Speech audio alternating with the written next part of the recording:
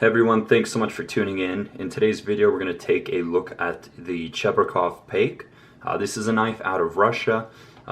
This video has been much requested and much delayed, primarily due to Blade Show, and then I've been a little bit under the weather this last week. So we'll get into it. We'll do the specs, overall impressions, and details as always.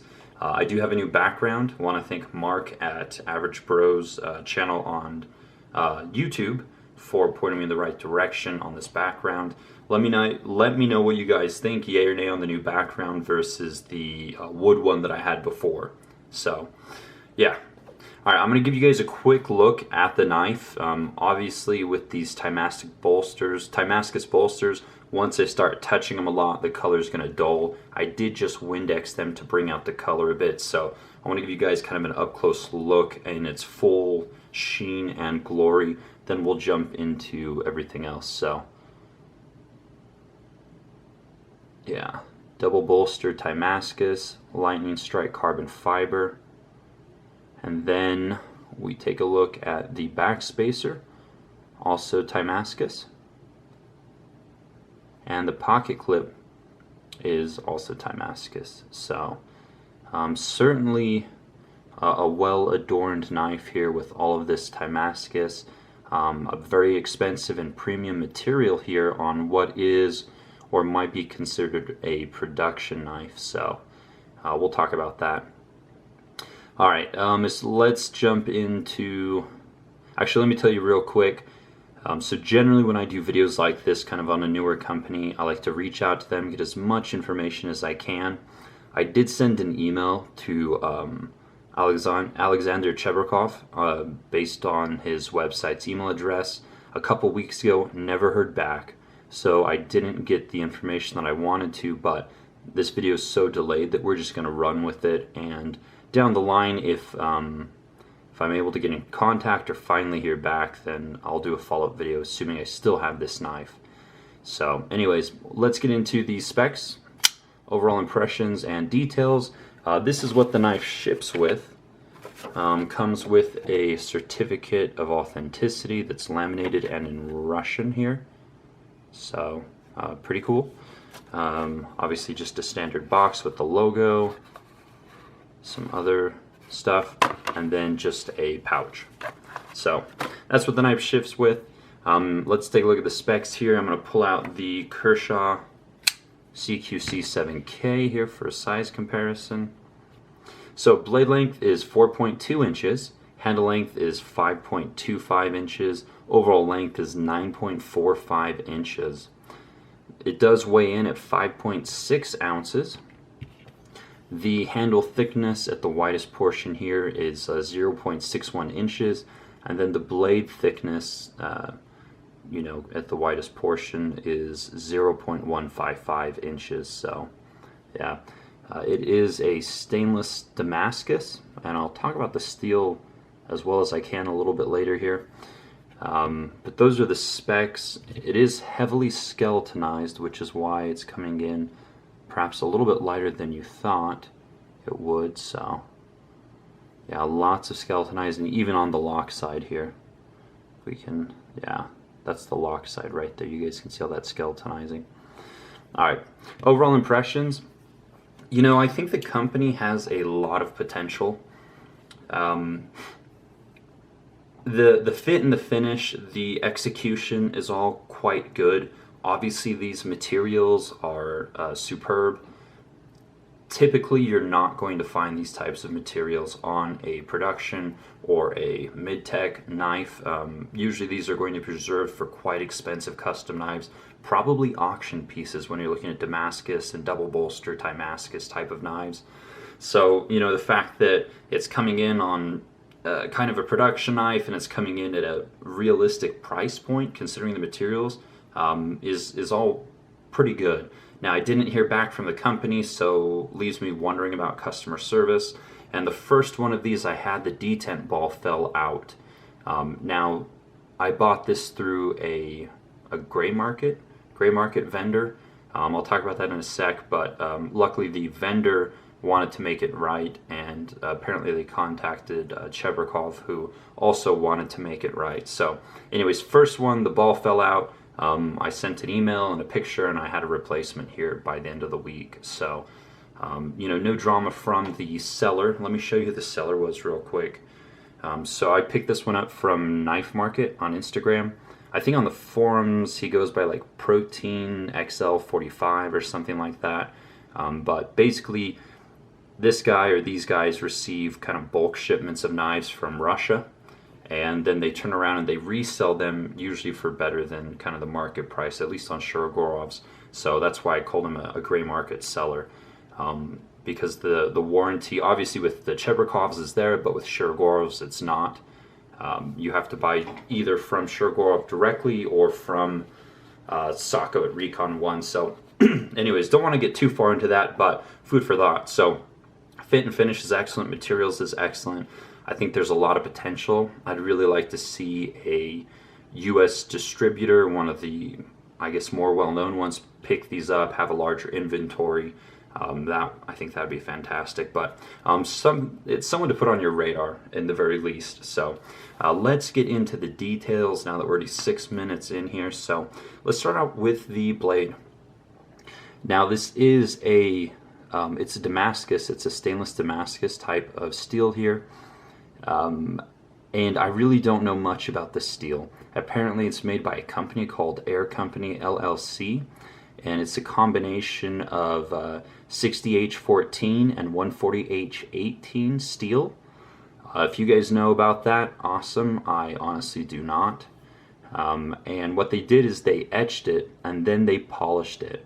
And so that's why you're seeing a really faint etch and a lot of reflection here. So yeah, there's the camera, there's me talking, but a lot of reflection on this one. It's nice, it's very classy. The top does have some jimping, which is actually effective, even though it's a very short run. Flat grind with a large swedge here, a smaller swedge towards the tip, and it does actually come into a fairly fine tip. You know, I mean, you wouldn't want to pry with this thing, but I wouldn't worry about that breaking or anything. So it really kind of puts it into a very full size or large gentleman's folder or just general EDC knife. But yeah, it slices really well, excellent edge. There are some markings here on the blade. Obviously we have the Cheburkov logo, and this one was actually made in 2016. So yeah. Alright, let's look at the flipping action. Quite good. Nice, yeah, just really nice flipping action. There's some jimping here which helps, but it flips really well. I don't think I can get it to not flip. Yeah, I can't even get it to not flip. So the action is really dialed. As far as the closing, it does kind of catch up here as the detent ball comes up onto the lock bar. Show you the distance. You guys can see that. So just take a little bit to jump up onto there, but once you get past that, quite smooth. I was really hoping that this brand would be a more affordable alternative to Cheburkov. I think that the business model is essentially the same. They have, I think, 3 tiers.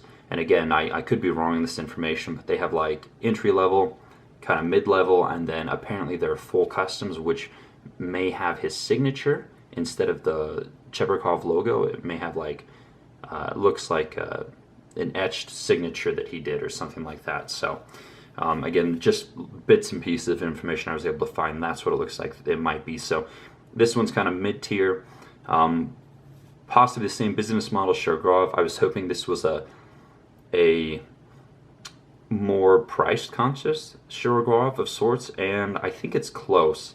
Obviously, actually I'm carrying a Shiro right now. Like this, the 95 here. Once you disengage, this thing just absolutely falls. So the action is slightly better here on the Shiro, but once you get past the detent ball here, boom. It's really good. You can't feel the blade move at all. There's no friction. It just doesn't have that free drop, but you know, if we look at the blade thickness, that might also play part into it there. So anyways, that's the blade in the action. Yeah, so again, don't really know much about the steel. Apparently the two combined, I guess they call it like a ZDI 1016. It is stainless, so yeah, we'll call it good there. Now, I think obviously the main attraction is going to be the double bolstered Damascus pieces here, and is kind of interesting here, but the knife is asymmetric. So as you can see, they laid the lightning strike carbon fiber and the Damascus bolsters here on the show side over the titanium piece. And then here on the lock side, they don't have those. So it's an asymmetric design.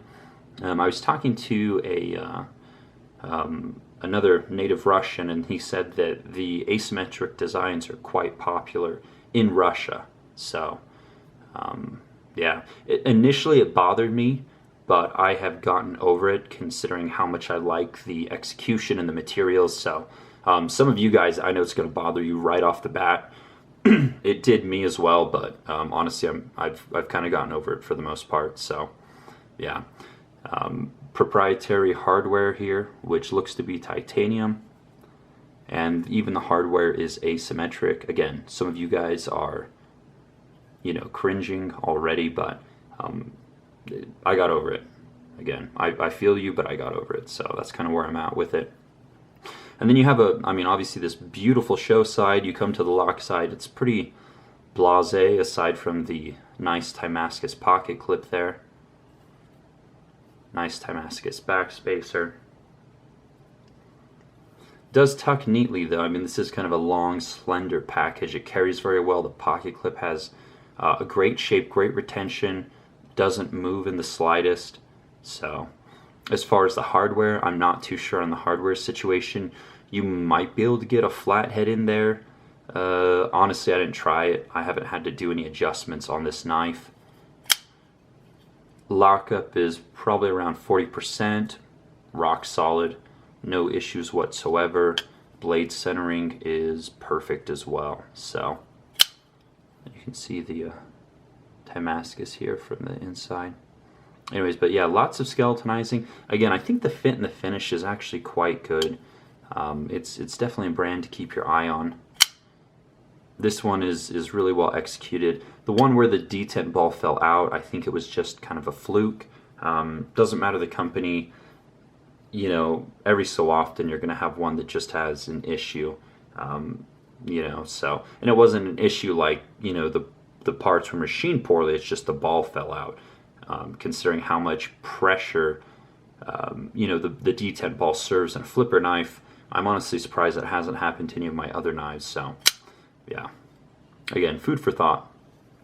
All right, from kind of the bits and pieces I could glean on the internet, it appears that Alexander Cheburkov was like a paratrooper, decorated military guy, and then he took over a Russian arms facility that was, I don't know, probably abandoned after the fall of the Soviet Union, and he builds these in an old Russian arms facility. Again, all unverified information. That's just what I was able to find. So, yeah, I guess that's pretty much it. So, yeah, excellent execution. Ergos, pretty good. You know, obviously it's a very large, kind of long, slender knife, but no hot spots, comfortable in the hand. You know, at around $700, if you're comfortable carrying that, I think it's a great option as far as EDC goes. And again, you're not going to get these materials, this combination of materials, outside of a very, very, very expensive custom knife, well over 700, probably well over 1,000. So, anyways, that's just kind of my take here on the Cheburkov Paik. More information, I'll do another video. Thanks guys for watching. I appreciate your support and you guys clicking the like button. So more videos to come. Take care.